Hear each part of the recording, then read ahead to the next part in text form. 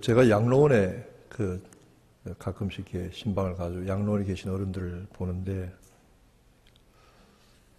양로원에 이게 들어갔다 나올 때마다 마음이 참 무거워요.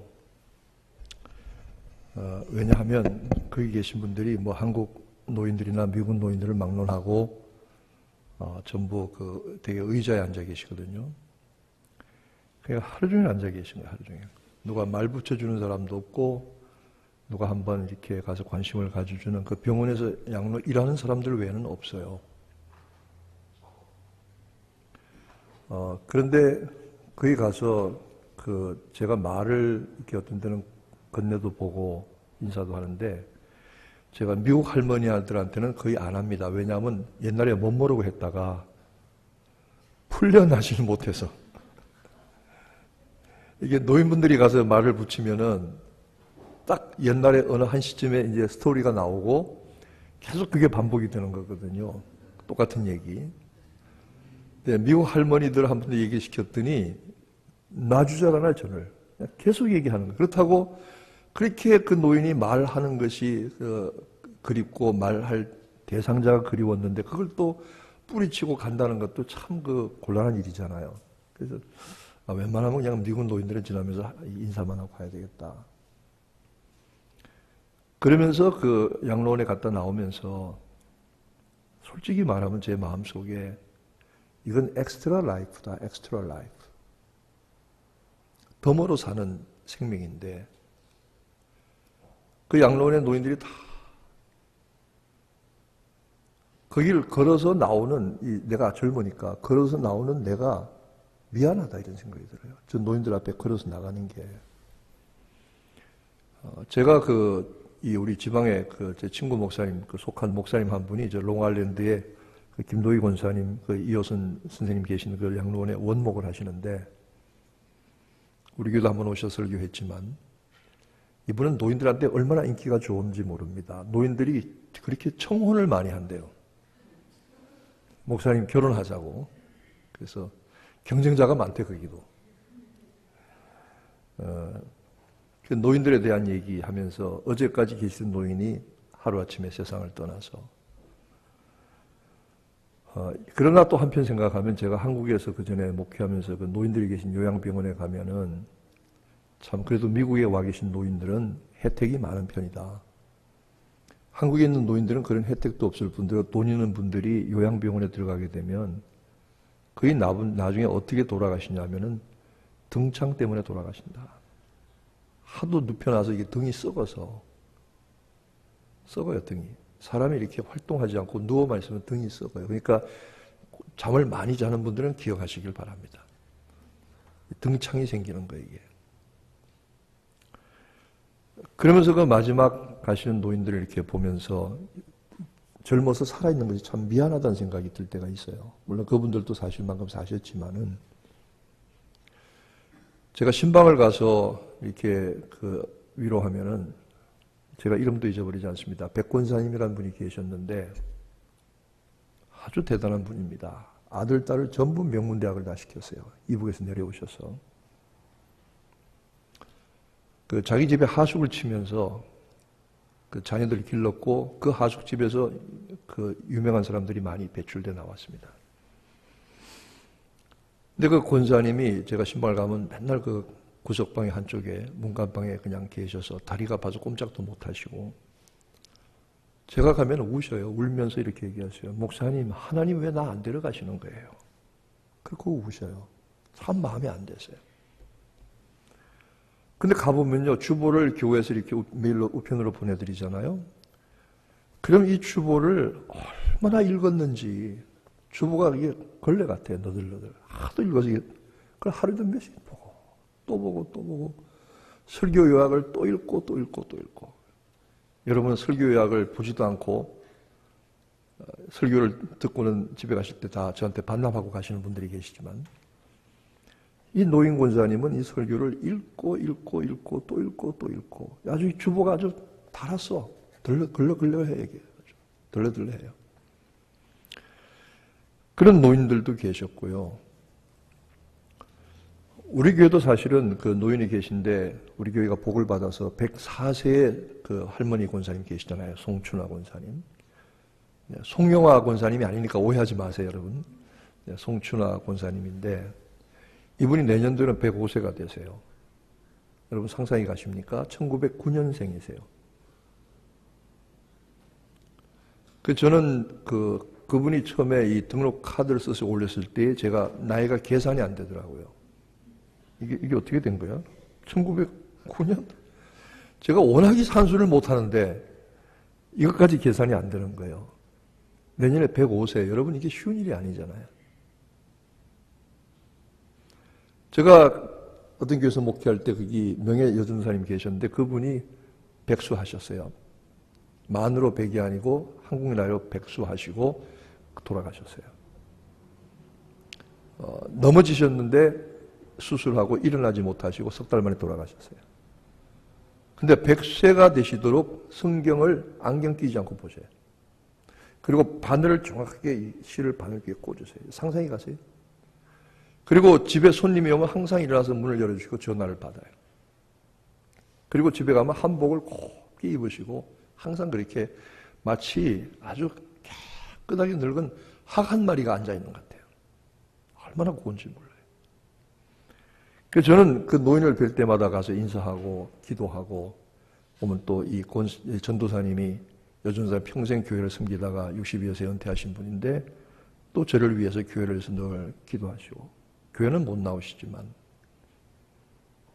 제가 또 그 노인 전도사님한테 그 무슨 과일이나 사드시라고 또 봉투 하나 만들어 드리면 이 노인은 또 저를 그냥 보내지 않고 또 봉투를 하나 만들어 줘야 저한테. 나는 100세 된 노인한테 용돈 받아보긴 아마 그거 처음 같아요. 교회 안에 안팎에 이게 장수하시는 분들이 많고 살아가는 모습이 각각 다릅니다. 근데 오늘은 이 나이 먹는 일에 대해서 한번 성경적으로 우리가 생각을 해봤으면 좋겠습니다.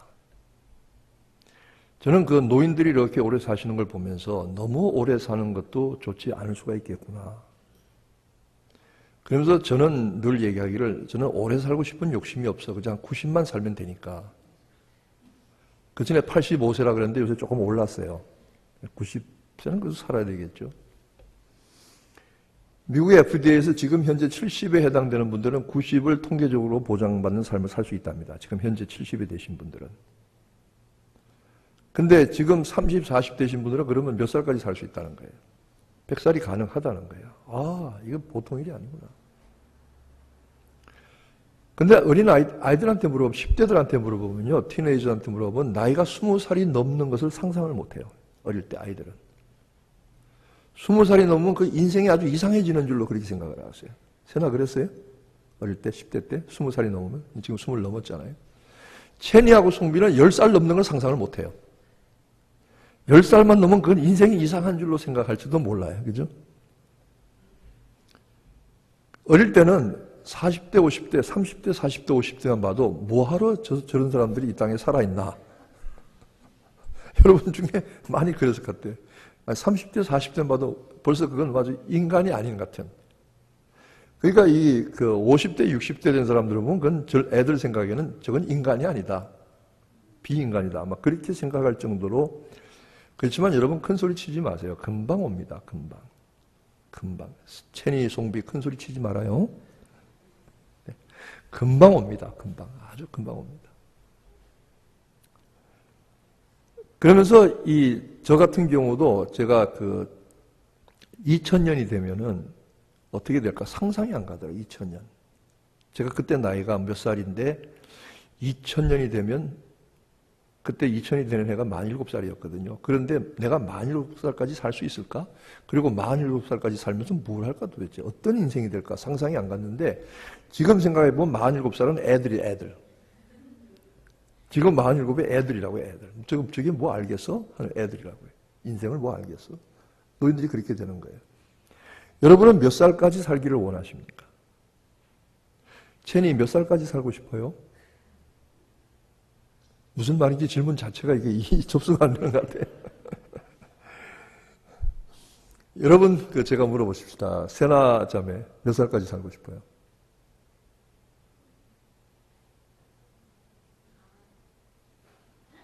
90. 세나 할멈. 90이 되면. 네. 그 다음에 데이지는 몇 살까지 사시고 싶어요?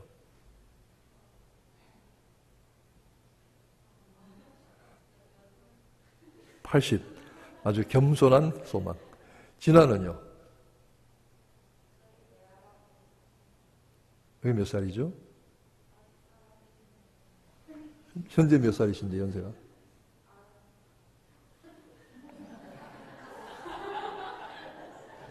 내가 잘못 물어본 것 같다.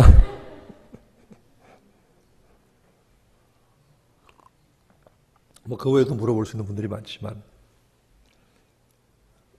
그런데 사람들이 그 죽기를 원하는 사람은 또 없어요. 그렇죠? 그러니까 세상에 그 공인된 몇 대 거짓말인데 첫째가 미치고 판다는 장사꾼하고 시집 안 간다는 노처녀하고 빨리 죽어야지 하는 노인이 세 가지가 그 공인된 거짓말이래요. 그 옛 속담이 이런 게 있어요. 개똥밭에 굴러도 이승이 저승보다 낫다. 이런 말이 있어요. 그죠? 개똥밭에 굴러도 죽는 것보다 살아요. 성경도 산 개가 죽은 사자보다 낫다. 이런 말을 하고 있죠. 산다는 것은 그만큼 기쁨과 삶의 여러 가지 희열과 즐거움을 느끼고 누릴 수 있는 것인데, 우리 다 그렇다고 뭐 지나치게 많이 살지는 않겠다고 하지만서도 또 죽겠다는 사람들은 별로 없어요. 사람이 그 수명에 대한 욕심은 굉장히 많은 것 같아요. 그런데 문제는 살아도 어떻게 사느냐는 거죠. 그렇잖아요? 살아도. 지금 한국에는 보통 50대, 60대 은퇴를 하고, 미국은 은퇴는 나이가 없습니다만은, 미국은 뭐 은퇴하면 그건 헌법에 위배된다고 소송이 들어가니까. 그런데 이 나이가, 보통 은퇴한 나이가 아무리 늦어도 60에 70이거든요. 아무리 늦어도. 근데 생각을 해보세요. 우리가 90을 살고 100살을 산다고 하면, 만약 60에 은퇴를 했다고 하면 30년, 40년은 어떻게 살 거냐. 사실은 옛날에는 제가 뭐 결혼하거나 그럴 때마다 저희 부모님들이 환갑을 넘기시면 잘 사셨다고 그랬어요, 환갑. 환갑잔치 잘했어요, 참. 그리고 뭐 오래 사셔도 한 70이에요. 70 지나시면 그냥 대강 돌아가시고. 그러니까 이 노인들에 대한 걱정을 사람들이 안 한 거예요. 그리고 노인들 자신들도 자기의 삶에 대해서 걱정을 할 필요가 없었어요. 왜냐하면 60 넘고 70 넘으면 되게 돌아가시니까. 아주 그 예외로 양수장수하는 분들도 있지만, 근데 지금은 그게 아니거든. 지금은 90이거든. 100이거든. 어떡할 거냐고요. 무슨 대책이 있느냐고요. 왜냐하면 이런 장수를 경험하는 거의 첫 번째 세대가 지금 여기. 지금 현재 노년들이든지 우리가 곧 노년의 뒤를 따라갈 우리들이라고요, 사실은. 미국도 마찬가지예요. 이 인간의 수명이 급격하게 늘어났어요. 왜? 영양 상태가 좋잖아요. 잘 드시잖아요. 이 영양 상태가 좋다는 건 몸의 건강과 저항력과 모든 호르몬 내분비와 몸의 기능들을 활발하게 해주는 아주 중요한 조건이 되거든요. 영양이 장수에 절대적인 그 영향을 미칩니다. 사실 잘 먹잖아요. 그렇죠? 두 번째로 의료시설이 발달이 돼서 과거에는 그냥 노인들이 시름시름 병도 모르고 앓다가 돌아가셨다고 그래서 옛날엔 그죠? 그냥 누우셔서 왜 뭐가 아프시지? 약도 못 써보고 그냥 시름시름 앓다가 그냥 돌아가셨다. 요새는 그 시름시름이라는 것이 대부분 암입니다. 근데 이것도 요새는 얼마나 그 치료들을 잘하는지 몰라요. 뭐 다 고치는 건 아니지만은. 그러니까 뭐 시름시름 앓다가 돌아가시는 경우가 별로 없어요. 뭐 건강하게 아주 병원도 잘 가시고 관리도 잘 하시고. 그리고 특별히 교회 나오시는 노인들이 좋아요. 주일날 한 번 오시지만 오셔서 친구들 만나시고 예배드리고 같이 어울리고 밥 먹고 그리고 집에 가서 늘 그 자기 동무들하고 전화하시고. 여러분 이 빅마우스들 교회 안에 말 많은 사람들이 전화하는 것은 골치 아프지만 노인들이 전화 많이 하시는 건 괜찮아요. 노인들끼리 그건 괜찮아요. 서로 건강을 위해서 참. 왜냐하면 노인들끼리 전화하시다가 누가 전화를 안 받아? 왜 안 받지? 어제도 안 받고 오늘도 안 받네? 안 받을 이유가 없는데 그러면서 목사님한테 전화하는 거예요. 목사님이 이게 뭐가 전화를 안 받아요. 그럽니까? 그럼 또 급하게 가볼 수도 있잖아요. 그렇죠? 이런 네트워킹이 참 중요하고 어떤 면에서 그 소중한 그 삶의 활력소가 되는 거죠. 근데 문제는 이제는 뭐 60, 70을 살다 세상을 떠난 게 아니라 90, 100을 사는 시대가 오니까 이게 앞으로 어떻게 할 거냐. 큰 소리 치지 마라. 이제 곧 온다, 이제. 그런 나이들이. 그런 시대들, 그런 상황들이 곧 부딪힌다. 뭐 지금은 그게 상상도 안 가는 것 같지만은 금방 옵니다, 금방. 지우가 몇 살이죠, 지금? 4살? 네, 저는 3살 때 서울로 기차 타고 갔던 기억을 합니다. 제가 이 정도밖에는 기억력이 좋지 않습니다. 3살 때 서울로 기차를 타고 아버지 어머니 손을 잡고 서울역, 근데 그때 서울역 앞에 찍은 사진도 있긴 합니다만은 지금 어디 가는지 모르지만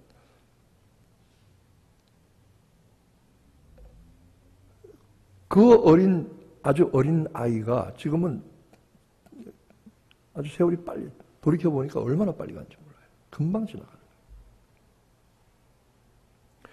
오늘 우리가 읽은 성경 본문의 말씀에 보니까 이 여러 사람들의 그 아담으로부터 노아에까지 그 수명 족보가 나오는데 그 중에 제가 정확히 씌었는지 모르지만은 8사람의 이름이 등장합니다만은 그 8사람 중에 900살 이상을 산 사람이 5사람입니다. 800살대를 산 사람이 1사람이고 700살대를 살았던 사람이 1사람이고 360으로 세를 살다가 죽지 않고 하늘로 들림을 받은 그 에녹 1사람이 365세입니다. 이게 무슨 장난이야? 여러분 성경에서 가장 오래 산 사람이 누군지 아십니까? 무드셀라잖아요. 그죠? 무드셀라가 몇 년 살았는지 아시죠? 969입니다. 969. 969세를 살았습니다. 969면 거의 1000년이잖아요. 1000년. 이게 무슨 장난이야? 지금 우리 식으로 따지면 고려시대부터 지금까지 사는 거예요. 1000년이니까 그렇잖아요. 조선왕조가 몇 년도에 건국됐습니까? 1392년인가요? 조선왕조 건국이? 내가 이게 국사를 제대로 했는지 안 했는지. 태조 이성계가 위화도에서 돌아와서 고려 왕들을 패하고 조선을 세운 때가 1392년 맞나요? 아니 맞으면 맞다고 그래봐요. 몰라서 대답 못하는 거예요. 그걸 누가 기억하고 있어요? 그런데 이 고려 때부터 지금까지 산 거예요. 지금 우리가 100년이면 이게 보통 이게 무슨 장난이냐? 그래서 저는 이거 혹시 동그라미를 하나씩 더 붙인 거 아니냐? 969년에 96.9세인데 그건 말이 안 되지만 90 몇 살인데 900 이거 그러고 보니까 또 말이 안 되는 게 자녀를 몇 살에 낳았냐 하면은 여기 보니까 자녀를 낳은 나이가 105세에 낳았다니까 그럼 15살에 낳은 건 아니잖아요. 그죠? 그러니까 이것도 아닌데 성경이 무엇인가 거짓말 하진 않을 것이다. 여러분 많은 분들이 성경을 우화적으로 혹은 비유적으로 상징적으로 이해하려고 했지만 성경학자들이 연구하면 할수록 성경 그 당시의 세계관과 그 당시의 사람들의 관점에서는 정확하게 우리에게 전달해 준다고 보고 있습니다. 그럼 900살대를 보통 살았다 그러면 이게 뭘 말하는 거냐? 900살 동안 어떻게 살았느냐 그러면은 1000년이 가까운 동안에 어떻게 살았느냐? 그러면서 이 어떤 사람들은 이야기하는 것이 그 여러 가지로 설명을 합니다만 그 설명에 불과한 것이죠. 예를 들어 하나님이 6일 동안 천지를 창조하셨다는 것은 그 6일은 오늘날 우리가 가진 하루 해가 24시간 안에 뜨고지는 이 하루와는 전혀 다른 물리적, 우주적 공간과 시간의 개념을 가졌다는 것입니다. 그건 우리가 알 수가 없다는 거죠. 실제로 이게 뭐 240년이 하루였는지 24시간이 하루였는지 그건 우리가 생각하는 현재의 우리의 관점과 기준으로 그게 받아들여지는 것이지 그 당시의 실제적인 상황은 우리가 알 수가 없다는 것이죠. 이 969세를 살았다는 것도 어떻게 생각하면 우리가 가진 현재의 우리의 시간과 공간과 우리의 관념과 우리의 이성과 우리의 지식과 과학적인 한계에 갇혀서는 더 이상 이해할 수 없는 어떤 성경적인 상황이 있었을 것이다. 969세를 살았을 것이다. 그건 우리가 알 수 없습니다. 이 문제는 방법이 없습니다. 예수님 오시면 해결이 됩니다. 그럼 예수님 오시면 가서 물어보면 돼요. 근데 여러분 그럴 필요도 없으니까 그때까지 물어볼 필요도 없을 거야 아마. 다 그냥 저절로 이해가 될 거니까.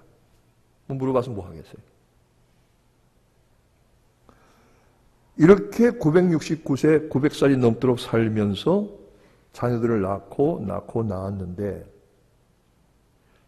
이 사람들의 이 긴 세월들은, 긴 수명들은 무엇을 말하는 것일까?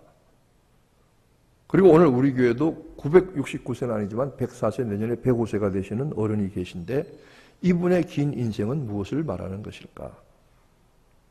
나이 든다는 것은 무엇을 의미하는 것일까?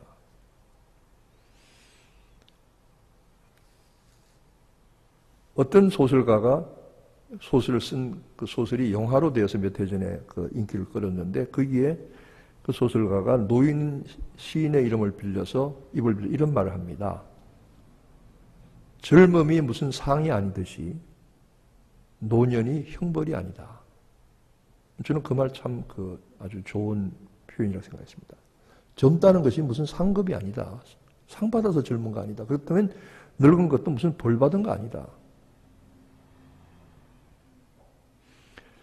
어느 누구도 그러나 노인들을 싫어합니다. 특히 조그만 아이들이요, 할아버지, 할머니, 할아버지를 특별히 좋아하지 않아요. 왜냐하면 할아버지 몸에서 냄새가 난다. 할아버지는 억울하고 분해요. 매일 샤워해요. 그래도 애들은 할아버지한테 냄새 난다는 거예요. 여러분, 웬만하면 앞으로 저한테 선물해 주실 때 좋은 향수를,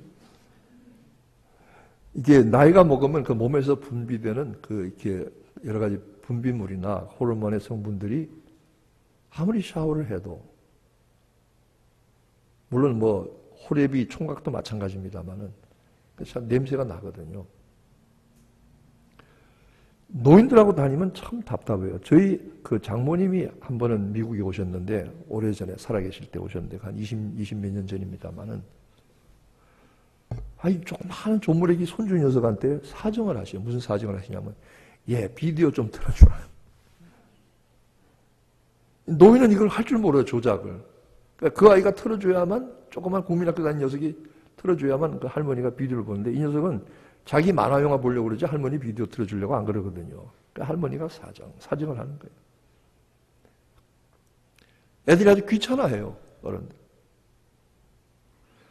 저희 어머니가 오셔서 한 두어 달 계셨는데, 한 번은 이 손주 녀석이, 저희 아들놈이 할머니 언제 가느냐고 묻더니 달력에다 동그라미 쳐놨어요. 할머니 가시는 날. 근데 할머니가 그날 안 가니까 막 뭐라 그래요. 왜 안 가냐, 할머니가.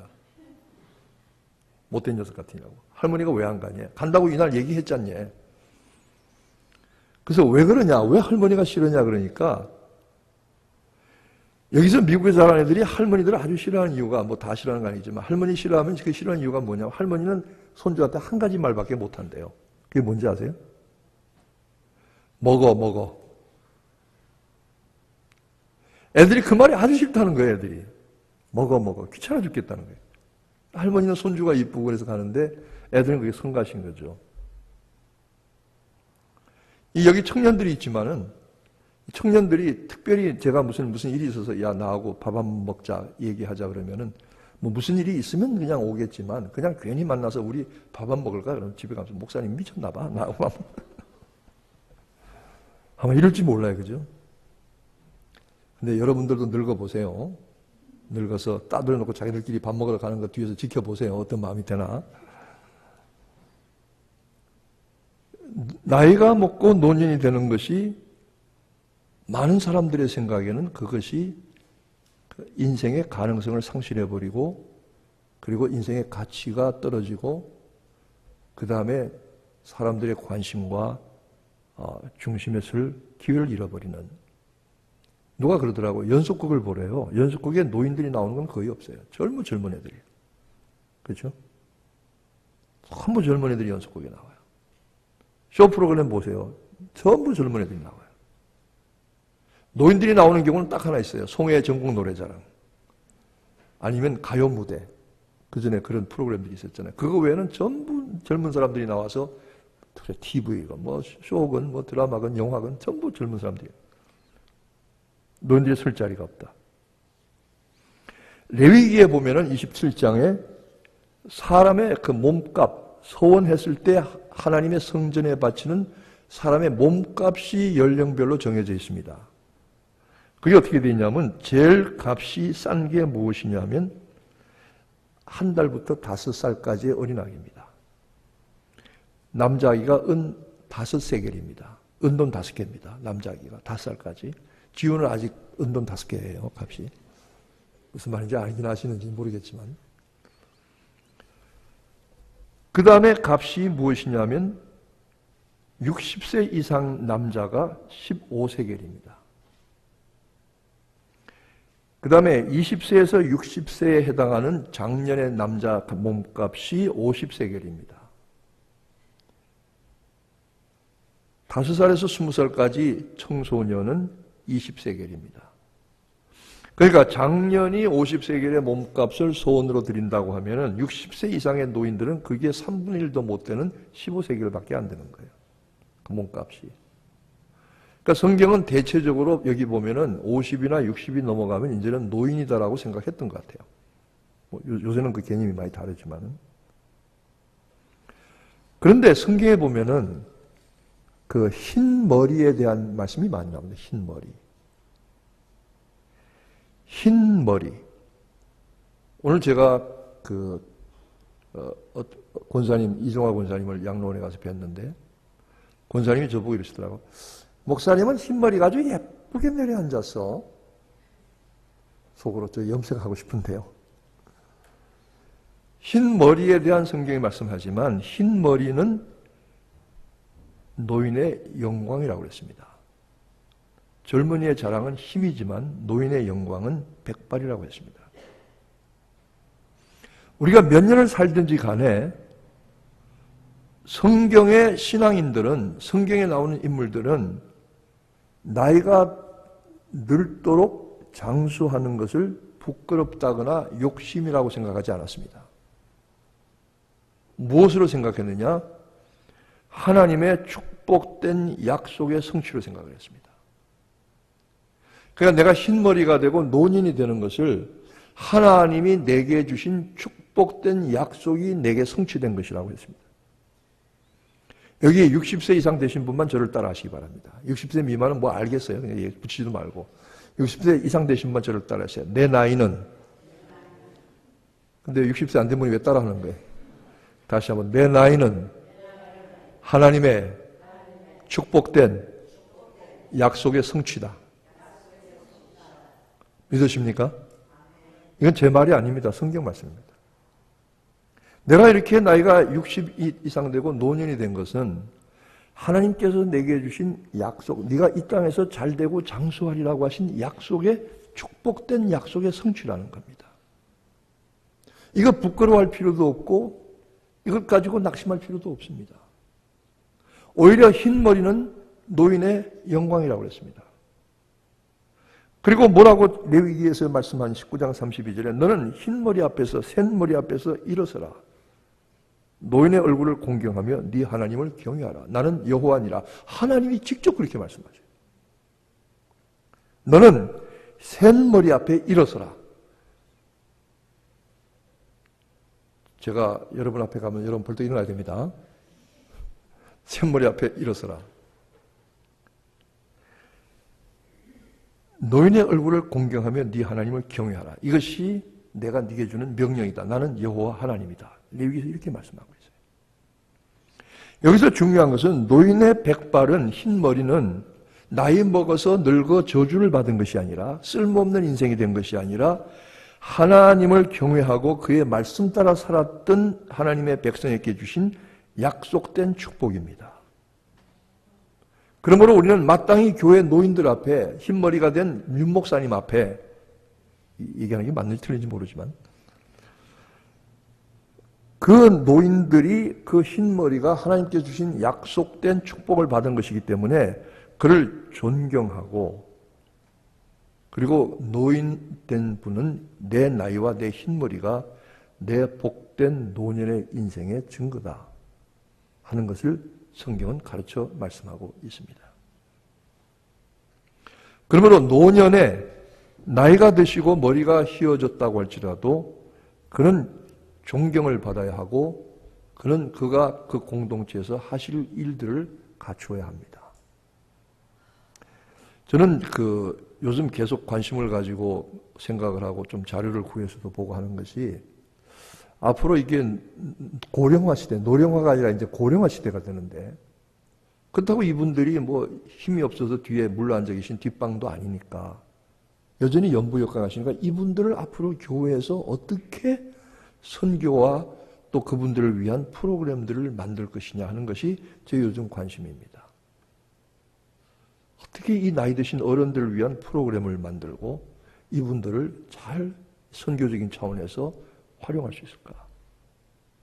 노인들이 머리가 휘고 나이가 드셔서 기운이 약한 것 같지만 그분들 속에 들어있는 지혜는 굉장한 겁니다, 여러분. 젊은 사람들이 따라갈 수가 없습니다. 노인들은 말 안 하고 있지만 가만히 있습니다. 애들이 뭘 알겠어. 어떤 분이 어머니가 80이랍니다. 80 대신 어머니가 70 대신 그 노인들 보고 그랬답니다. 70들이 뭘 알아? 80이나 돼야 알지. 그랬더니 그 다른 언니가 90인데 그분이 그러더랍니다. 80도 뭘 몰라. 90이나 돼야 알지. 제가 그런 얘기를 들었어요. 노인들이 가진 지혜라고 하는 것은 여러분 살다 보니까요. 젊었을 때는 계산이 빨리 돼요. 머리로 살아요. 근데 나이를 먹으니까 마음으로 살아요. 계산이 아니라 마음으로 살아요. 그리고 이해관계, 이익이 아니라 마음이 살아요. 그리고 마음이 이해력이 깊어지고 수용할 수 있는 한계나 공간이 커지는 것 같아요.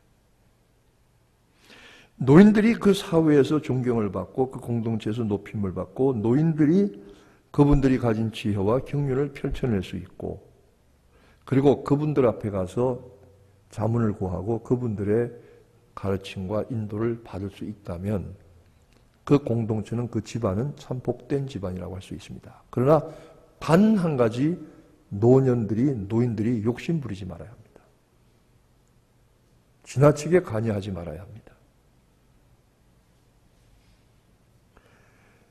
성경에 보면은 에베소서에 보면 내 부모를 공경하라 이렇게 말씀되어 있지 않습니까? 내 부모를 공경하라는 것은 그 히브리어와 헬라어의 의미가 조금 다릅니다. 히브리어의 부모를 공경하라고 하는 것은 무슨 뜻이냐면 부모가 실제적으로 살아갈 수 있도록 챙겨드리라 이 말입니다. 오늘날은 뭐 미국 노인들이 미국 정부에서 뭐 나오고 뭐 이렇게 하지만은 그 노인들이 아무런 생계에 대책이 없을 때 자식들이 부모를 공경한다는 것은 티네이저들이 뭐 말씀 부리지 말고 부모 말 잘 들어라 이런 뜻이 아니고 정말로 장년이 되고 시집장가 간 사람들도 자기 부모를 잘 챙겨라 이 말입니다. 그 부모의 생활에 어려움이 없도록 돌아봐드리고 챙겨드리라 이런 것이 구약이 말하는 부모의 공경입니다. 신약이 말하는 부모의 공경은 무엇입니까? 신약이 말하는 것은 그 성경의 의미가 부모를 값을 나게 한다 이런 뜻입니다. 값을 나게 한다. 제가 얘기하지만 자동차를 여러분 타다가 팔 때에 안에 막 쓰레기들이 잔뜩 들어있고 막 밖에 더러운 것들이 묻어있는 그 차를 그냥 팔겠다고 내놓지는 않습니다. 그렇죠? 어떻게 합니까? 카워실하고 왁스를 먹여서 반짝반짝하고 청소를 깨끗해 해가지고 누가 보더라도 차 깨끗하네 그런 느낌이 들 정도로 깨끗하게 닦아서 내놓으면은 차값을 조금이라도 더 받겠죠. 똑같은 겁니다. 여러분 제가 교회 안에서 이렇게 보지만 자식이 부모를 공경해 주지 않으니까요. 다른 사람도 그 부모를 공경하지 않더라고요. 놀라운 원리를 봤습니다. 그 양로원 같은 데서도 마찬가지입니다. 한국의 요양병원 같은 데 보니까 자식들이 찾아와서 부모를 늘 살피고 돌아보는 그런 노인 환자는 병원에서 일하는 분들이 하나라도 한 번이라도 손을 더 가게 하더라고요. 한 번이라도 더 돌봐주고 한 번이라도 닦아주더라고요.